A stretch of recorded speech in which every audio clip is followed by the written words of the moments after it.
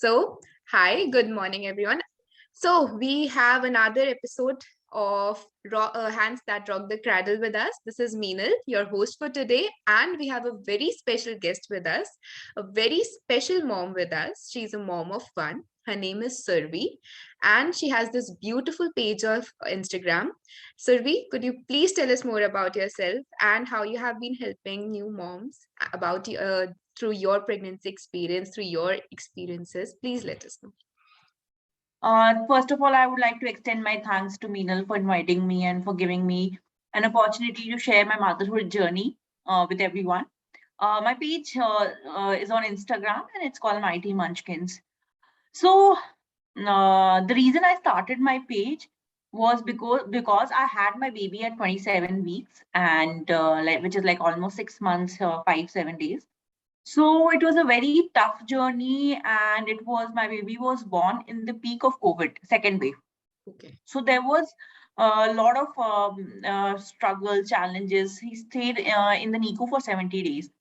And while there are a lot of Facebook pages like breastfeeding support for Indian mothers, Right. then there is the Nest, and I think there are some 7-8 Facebook pages which are very helpful, and it was helpful to Right. me also. But there was no specific page for moms who had premature or preterm delivery, so as to say.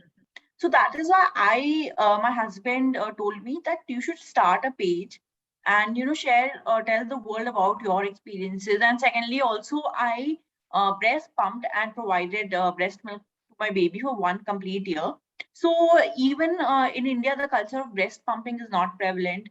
Right. And on the support groups also, you won't get so many moms doing breast pumping exclusively. But I Mhm. had that experience of entire 1 year, so I wanted to educate a lot of moms on breast pumping. Right. So that is about me.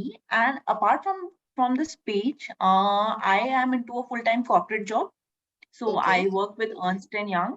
It is based in Gurgaon, but currently I'm doing work from home from Jaipur. Okay. And I live with my family in Jaipur. And I love cooking. I love traveling. I love reading. So that's about me. That's nice. That's amazing. So you are managing a corporate job and the baby together, and you fought COVID so bravely. That is something. I mean, COVID has hit us all so hard, and I can imagine being pregnant, being into your labor, being a preterm mom, and during COVID, you cannot even invite someone to help you out Correct. because that's a very tough time. You cannot, it's just someone else can be COVID infected, and if you give them the entry into your house, it's a lot of work. It's a lot of work, I understand. So like, how was your pregnancy experience when you found out you were pregnant? How was it? Tell us, what was your first reaction? So the first reaction was very good. So we were we had moved from Gurgaon to Jaipur because everyone was doing work from home. So we wanted to spend some time with family, and we knew that it is going to last long. So we thought, "Ki chalo, family will get family support also. We should start planning." Right. And luckily, in the first attempt only, we got pregnant. So That's we great. were quite happy. But the moment just after pregnancy, within 2 or 3 days, I started bleeding. Oh, So only the first 1 or 2 days of pregnancy were happy for me, and my first of all, my pregnancy was very short because you get to know only after 1 month is over, and my baby was born after 6 months. So technically, only 5 months I was pregnant. So and the entire 5 months I was on bed rest oh my God. because I had a fibroid and it was growing very big. So because of the pregnancy hormones, although it was outside the uterus, it had grown from 2 millimeter to 11 millimeters. So it was quite big. And because of that, I was having repeated bleeding. And my baby got his heartbeat very late in the 10th week almost. So in fact, my doctor was not even sure that the baby will survive. And around 7th or 8th week, she was like, "It's okay, we can try next time." And look, she was not giving very positive advice. But still, the baby survived. And almost till 4 or 5 months, I was on total bed rest. Like I used to just go to the washroom. Even I stay on the first floor, and my kitchen and all is on the ground floor. So I didn't even go to the kitchen. My husband used to get food for me onto the bed, and I used to have, and I used to do my office work वहीं पे bed पे बैठे बैठे. So I mean, there was nothing happy about it. And this time it was like my birthday was coming, then Diwali was coming, then New Year's came, and it was very, very depressing that everyone is having fun and I am, locked in my room. So, matlab, it was not happy as such, but the only good thing was ki yes, the baby is making progress, and we'll become parents soon. We'll get over soon, and it was my wishful thinking because it didn't get over soon at all. The challenges continued for one more year or so. Okay. But by God's grace, now my baby is he will turn 2 in April. And by God's grace, he's doing fine. He's healthy and he's very, naughty, so as to say. And, everyone in the house, he keeps everyone very happy. So I would say the challenges of my pregnancy and 1 year of motherhood it's all worth it. It's all worth it. Of course, Yeah. it's come down to it's all worth it. When you Yeah. see your baby smiling, that's when you know, yes, Yeah. it's all done. It started. The motherhood itself has started. So, how Yeah. was your birthing experience? As you say that you were a mom of a preterm baby, you had a fibroid as well. So, how was the birthing experience? How the fibroid affected your birthing experience? I would say because you were bleeding continuously, as you said. Yeah. So the bleeding was for only for first 1 or 2 months. After that, the bleeding was not there, but still the doctor advised me to be on bed rest. Then Right. around 1 week before the festival of Holi, my mother had come to Jaipur because I could not travel. Right. So, a little bit we had gone out to malls or something, but not much. And my fibroid had grown to 11 centimeter, and just 1 or 2 days before Holi, I had stomach cramps. So my Oh, doctor was also on. She had gone to Vaishno Devi. So she just, she saw in a very hurry, and she said ki maybe it's because of gas, and she gave me medicines. So every 2 3 days we were going to the doctors, and she was doing some test, and then she was giving me some medicines. If medicines was not working, she was giving me injections. But every day, like the pain was like what you get in periods. It was like cramps. okay. And then just on Holi, my in-laws did my what do you call baby shower in a hurry because my mom was planning that because she was seeing my condition that I was not Mhm. comfortable over here, and maybe perhaps if I had gone to my maternal home with my mom and my dad, I would feel a little bit more better. So she thought that she'll take me to Ranchi where my father and mother live. Right. But the day we were planning to go home, my cramps got so intense that they had to admit me. Oh my God. So they admitted me, and there also the same thing. They used to do test, ultrasound, blood test, everything was same, and they just called a special gastroenterologist also, and he said, "Ki, it looks like gas pain. You should learn to bear pain. Don't eat outside food," and they just kept giving me medicines. And even if it is gas pain, it's not like after giving 10 injections also you won't become fine, right? Right. But Right. still, they did my ultrasound every day and say, "No, it's not labor pain, but it is gastric cramps," so Gastric as to issue. say. Right. So my baby was born on 2nd April, and 1st April, almost 4 5 days I was in the hospital, and I was almost it was like labor pain for 5 days for me. So they were like they had given up and they said, nothing can be done now. You go home. But I was still in a lot of pain. And at night, in around 12 or 1 o'clock, my pain got so unbearable. I called the nurses, and the nurse literally shouted at me that, "Why are you creating a scene? Why are you shouting so much? It's just gas pain." But and then she did some checks to do the heartbeat check of the baby or something. I'm not even sure medically what they checked, but they said that it is not a labor pain. And then she went away. She gave me a lecture and she went away. And then I went to the washroom, and then in the toilet paper, I saw that there is some blood. So then I Oh called the nurses back again. And then they said, "Oh, your cervix has dilated. Now the baby will come out." oh my And goodness. I was only 6 months pregnant. I mean, and in fact, the next day we were planning to go to my Ranchi, my maternal home, Mhm. because I was so much pain, and my parents were thinking that if she's with her parents, she'll feel a little better. Mhm. And then they said, "Ki your cervix is already 2 centimeter dilated, 2 millimeter dilated, and now your baby will come out." And they took me to the labor room. So around 4 in the morning, they took me in the labor room, and then there was some orientation by some doctors. I mean, they didn't tell me the entire truth also, but they told to my husband that there's only 20% chance that your baby will survive.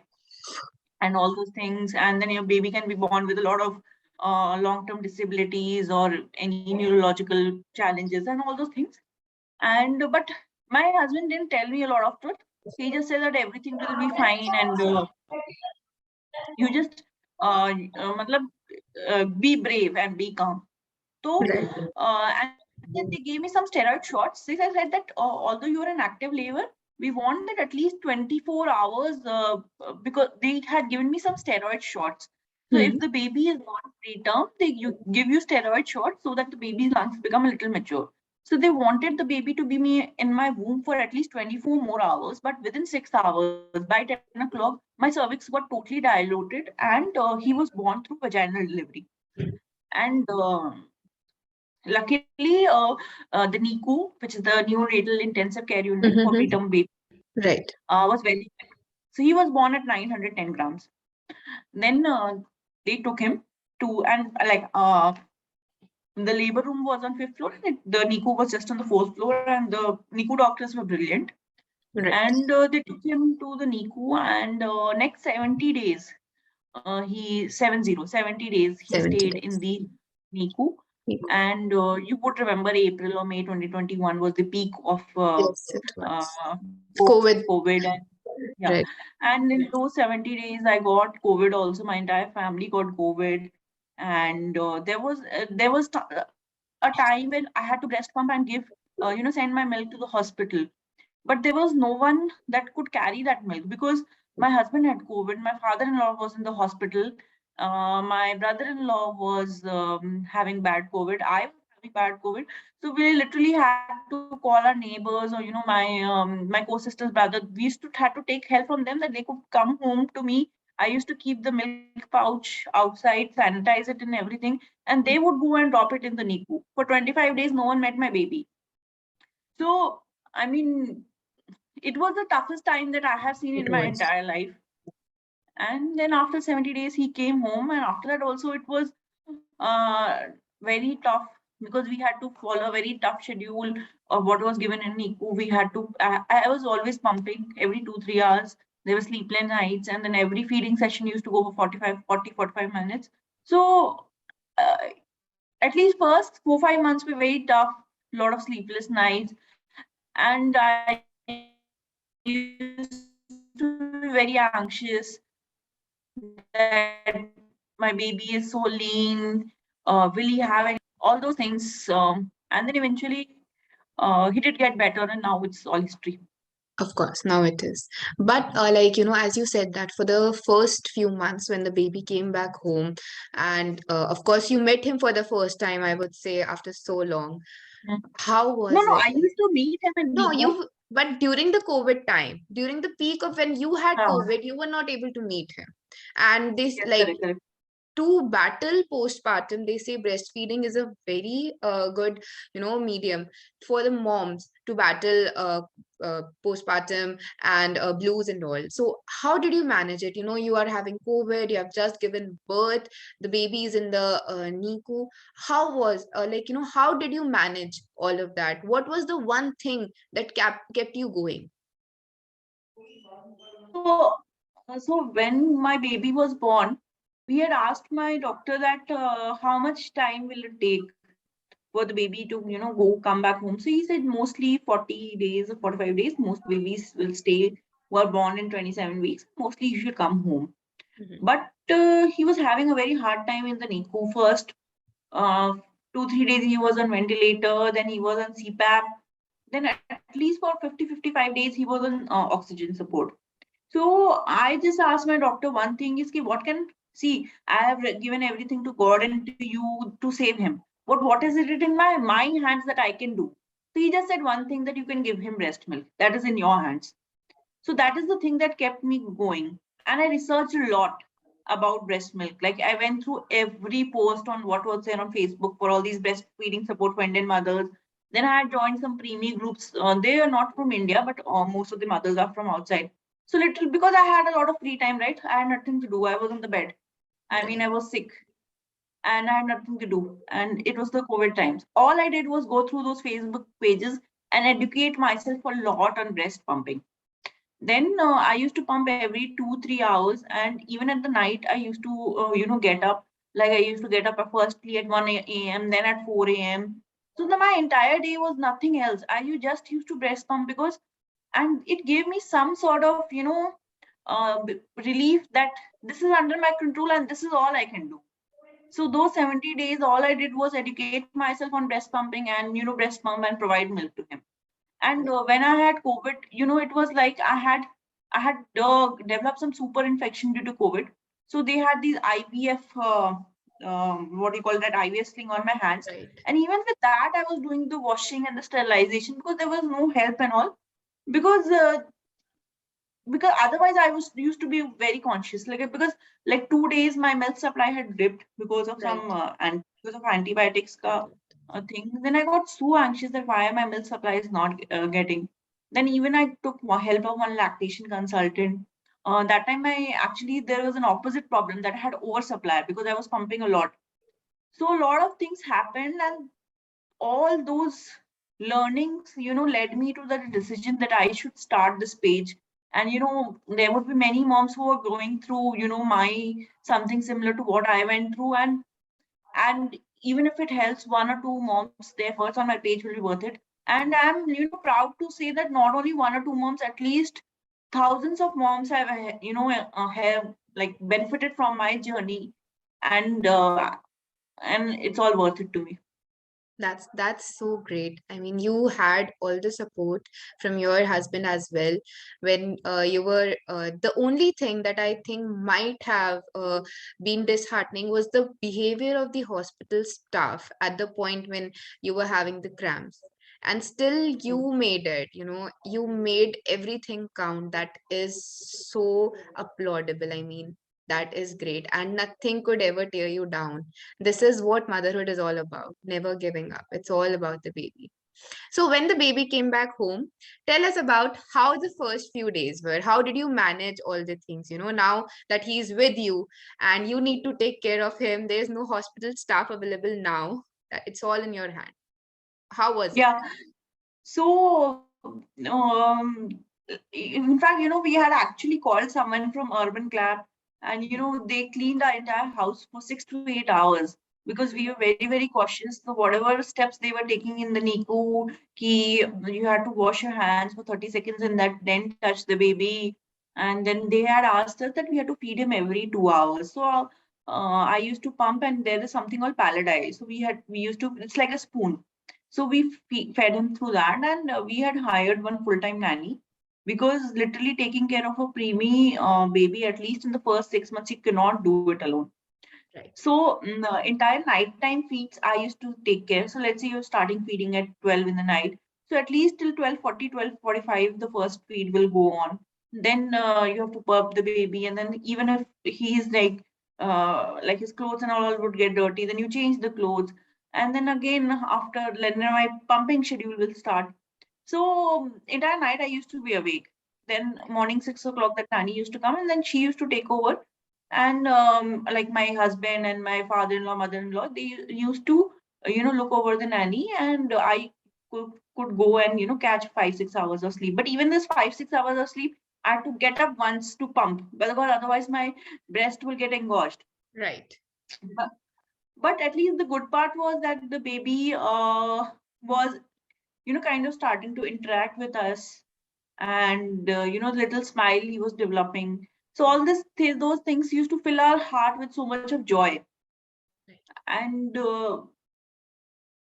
we had these teeny tiny moments. We when the entire family was sitting with the baby, and we are remembering the past and how it is so much better than at least it is much better now.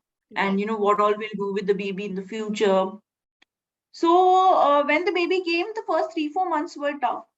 Right. But I had a lot of family support, and I was, financially we were in a good position that we can keep a full-time nanny. So all that Right. helped, and we had good doctors also, the Jaipur doctors, the neonatologists. They are superb. I Right. mean, they are the ones who saved my baby. So That's cannot great. thank them enough. That's great. I mean, they say, of course, doctor is the one who is solely, they are the gods. They Yeah, know, everything is in their hands. And as you said, the NICU doctors, they did all that they could. And you yourself did all that you could. You never gave up on breastfeeding. That was the one thing that actually mothers usually, tend to grow, tedious of, and they usually do give up when they are not able to breastfeed the baby themselves. Pumping do make it difficult, a bit difficult, and people are not very much aware right now about pumping, how it works. It was correct. such a nice thing that you studied about all of it, and you were there, you were pumping, you were giving the baby all that you could. That was something that is appreciable. Like, hats off to you. Thank you. So how many year old the baby is now? So right now he's 21 months. Okay, he's 21 So, months. and for preterm babies, we count it like as per my due days. So we call it 18 months adjusted. So Okay. like 1.5 years, you can call him. Okay, he's 1.5 year old now. So how is life right now with him? How is he doing? Now, Yeah, it is very good. And his by touch wood, it's his growth is all normal. mhm, And he is like a full-term baby only now. mhm, He does all the things like oh, he's not started speaking much, but we were already, doctor has told that his milestones will be a little late. right. But he's very naughty. He will just keep running around the house. He'll keep shouting the whole day. And literally he has, and also I think he has got a family also very close. Right. Like my relationship with my in-laws have improved a lot after having the baby.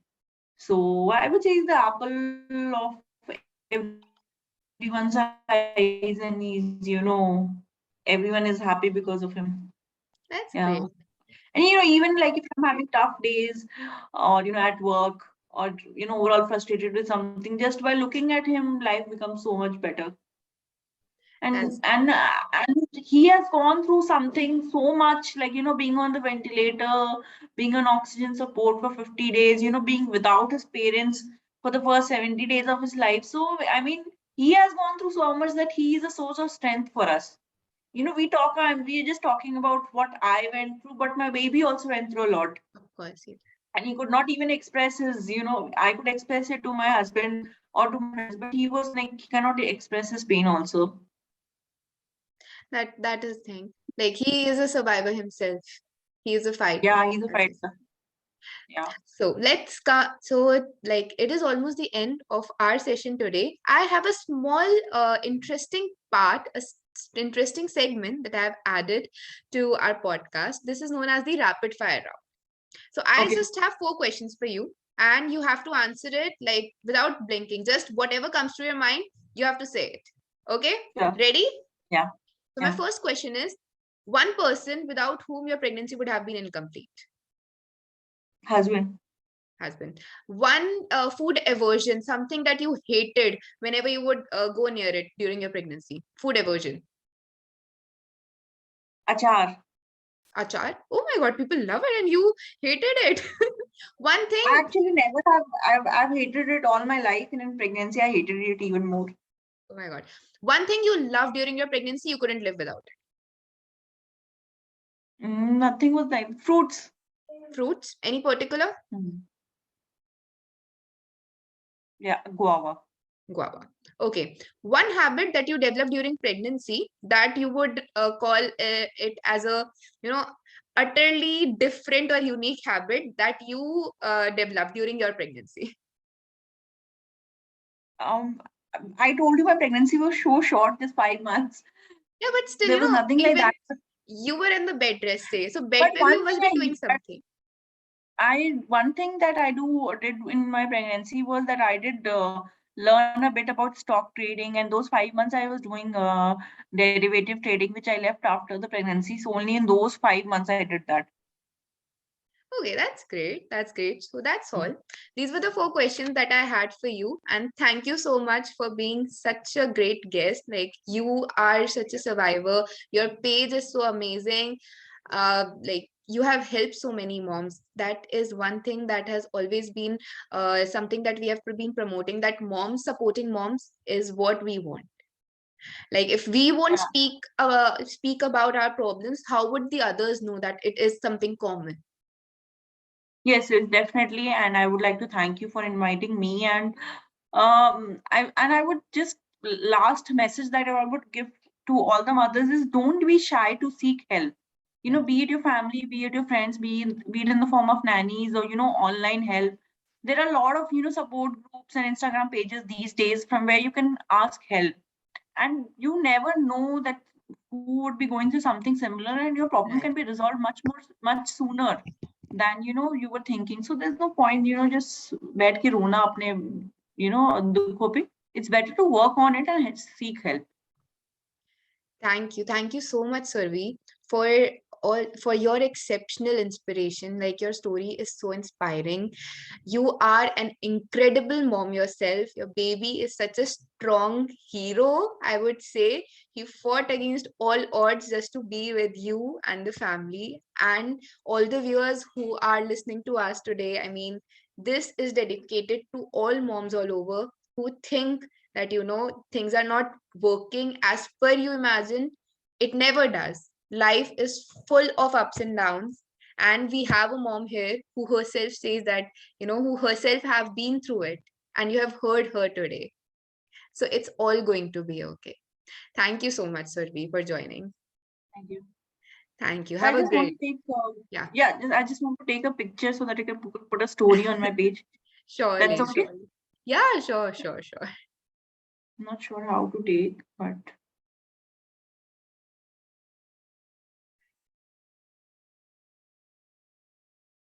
okay. Okay. Okay. Nice talking to you, Nice Meenal. talking to you. Thank you so much. Have a great Thank day. you. Bye bye. You too. You too. Bye.